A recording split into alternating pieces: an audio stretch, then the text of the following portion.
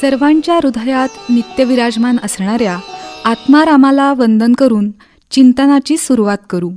श्रोते हो, भारतभूमी ही अनेक नररत्नांची खाण आहे.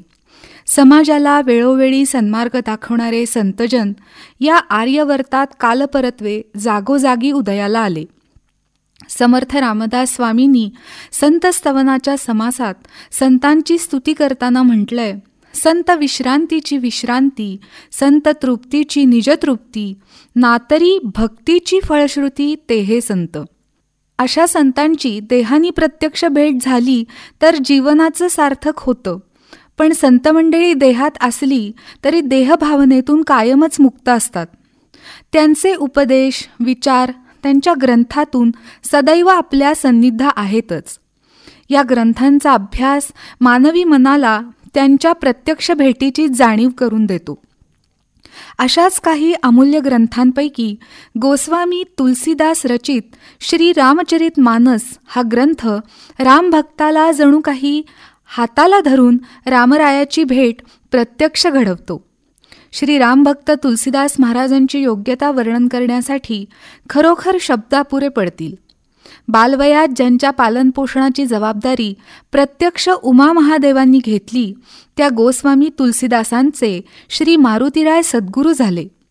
महान संस्कृत पंडित आणि वेदशास्त्र संपन्न अशा तुलसीदासांनी प्रत्यक्ष श्री रामदर्शनाच्या अनुग्रह प्रसादानंतर श्री रामचरित मानस या महान ग्रंथाची रचना केली. या ग्रंथाला विद्वान जाणकारांची वाहवा संमती तर मिळालीच, पण प्रत्यक्ष श्री महादेव आणि स्वतः दस्तूरखुद्द श्री रामराय यांनी देखील या ग्रंथावर मान्यतेची मोहर उठवली असा उल्लेख श्री गोस्वामींच्या चरित्रात आढळतो. अशा या परमपवित्र भक्तिरसानी ओथंबलेल्या प्रासादिक ग्रंथात नादमय दोहे, चौपाया, छंद, सोरठे इत्यादी रामरायांचं चरित्र गातात. आजपासून यातल्या काही दोह्यांचा, चौपायांचा अभ्यास, चिंतन श्रोता वक्ता श्रीराम मानून आपण करूया. श्री समर्थांनी मनोबोधात सांगितल्याप्रमाणे प्रभाते मनी राम चिंतित जावा या उपदेशाप्रमाणे दिवसाच्या प्रारंभी गोस्वामी तुलसीदासांच्या रामचरित मानसाचं चिंतन मनाला दिव्य ऊर्जा प्रदान करणारं ठरेल यात शंका नाही. गोस्वामीजींनी ग्रंथाच्या सुरुवातीला परंपरेप्रमाणे मंगलाचरणाचे श्लोक, दोहे रचले आहेत. त्यानंतर गुरुवंदना, संतवंदना, कविवंदना, अगदी खलांची सुद्धा वंदना केली आहे. आणि अखिल जगत रामस्वरूप समजून सर्व जीवांची वंदना गोस्वामीजी करतात.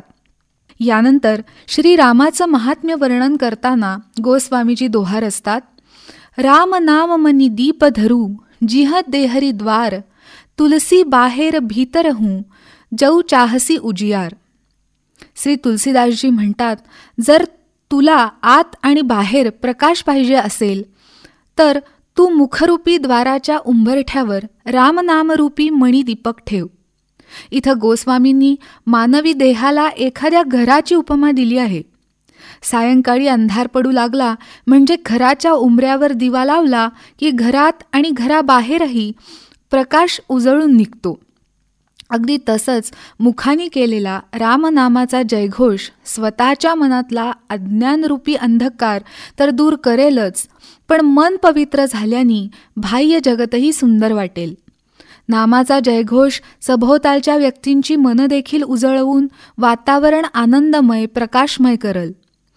जसा प्रज्वलित दीप केवळ ज्यानं तो लावला त्यालाच प्रकाश देतो असं नाही, तर सभोवतालच्या हरेक वस्तूलाच उजळून टाकतो, तद्वत मुखानी केलेला रामनामाचा जयघोष हा राम उच्चारणाऱ्यासह ऐकणाऱ्या प्रत्येकालाच आनंद देतो असा या दोह्याचा गर्भित अर्थ असावा.